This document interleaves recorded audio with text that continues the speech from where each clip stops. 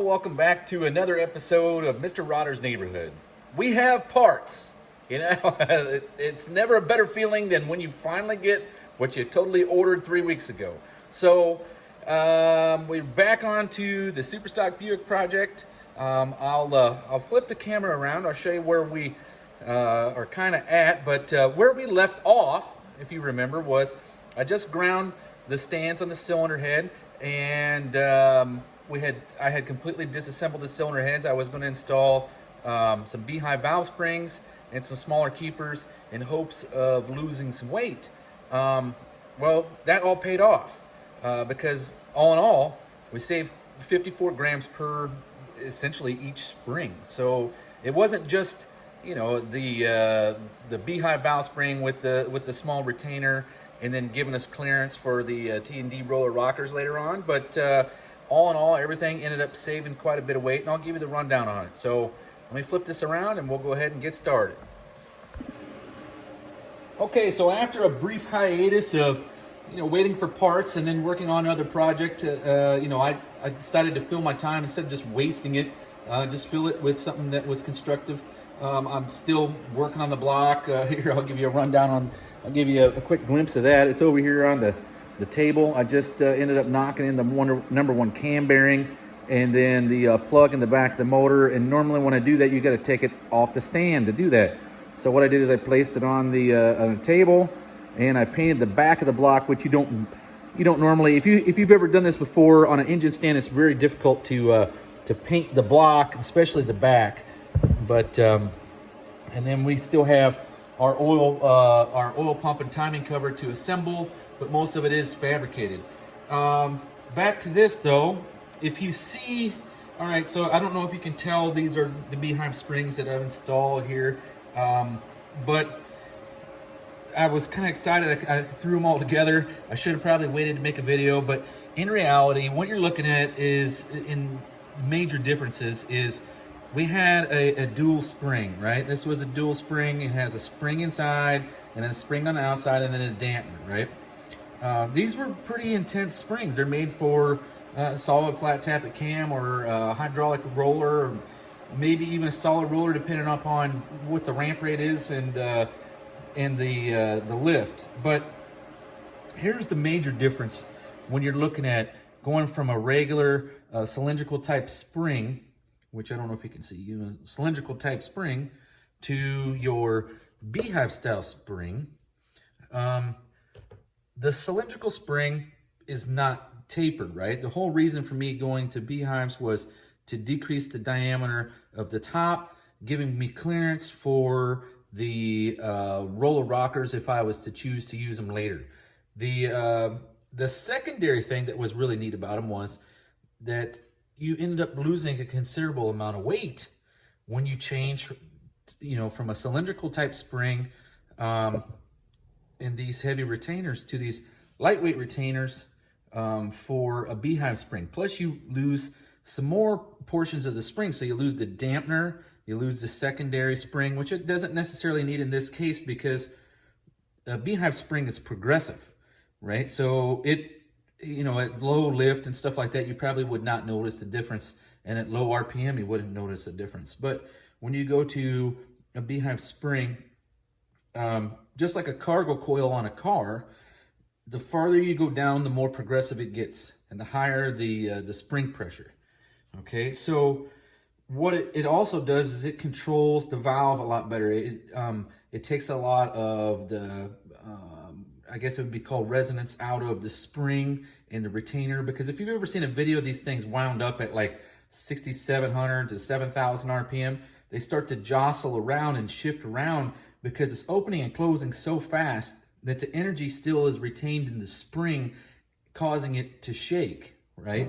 And that's where you end up losing valve control, and you start floating valves. But because of the difference between the retainer, which it used the same keeper for the same size valve, the difference between these two is quite a bit. So all in all, you saw that from the rocker arm, the stamped steel rocker arm to the aluminum rocker arm, the aluminum was 58 grams and the stamped steel was 86, right? So with the rocker arm, the smaller retainer, the going from a stock style push rod to an adjustable chromoly push rod, all of that netted 54 grams per individual spring, right? At 30 grams, you increase the RPM potential of the engine by 100 RPM. So we're almost 200 RPM above where we would have been before, just based off of more capable valve control and the elimination of resonance of the actual spring and valve assembly itself. But I did want to give you the rundown. I assembled the heads. I was kind of excited to get the parts because I've been waiting so long, but I wanted to see how much room we were going to have with our rocker arm assembly. And I mean, I don't have let's see, this is for the passenger side of the motor. I have the driver's side rocker arm assembly, and I'll put it on here so you can see how much we've gained. Now, this one isn't specifically for this side of the motor, right? Because this one's for the driver's side, which, you know, it really would be fine, but what I'm looking at here is it's just shimmed for the driver's side. So, I mean, it's not a big deal. It's not like we're going to run it. We're just here for visual representation on this whole thing.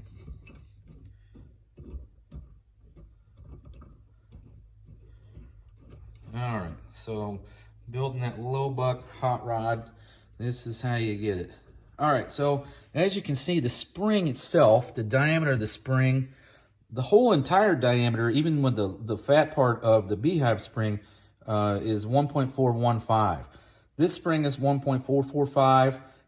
It's 30 thousandths bigger in diameter. It's not really much. I mean, you'll notice it a little bit, but not really all that much. The big thing we're looking at is, and I don't know if you can see it well,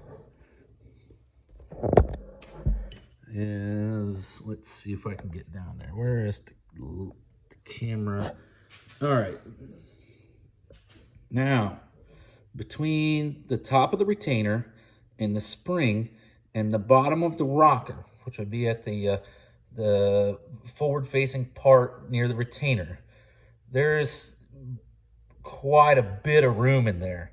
Before, it was fairly close, and that's the problem with the T&D rocker. The T&D rocker it's larger in that area so that it's stronger, and it causes an interference issue with the retainer and the spring. And it requires a spring size of no bigger than 1.336, which would, at that point, render our combination here. I would have to rethink the whole entire thing, because I mean, those springs are awfully small, and the pockets on these have already been cut to 1.445, and so this 30 thousandths is not going to make any difference on it whatsoever. But I think we've ultimately come up with a better combo. So what I'll do in the next few days, you know, after the holidays and all that, we'll bolt this on the engine, we'll mock up the valve train, we'll check piston to valve clearance, and then we'll take it all back off in hopes of, you know, reshim the rockers the correct way, because I think it's going to be significantly different now that we've clearanced the stands. So we'll reshim the rockers, we'll put the head on, we'll check piston to valve clearance, and then we'll know everything we need to know to move on to final assembly of the top end. So that way we'll have a long block when we're done. All right, but I hope that is very enlightening. So till I see you tomorrow, take it easy.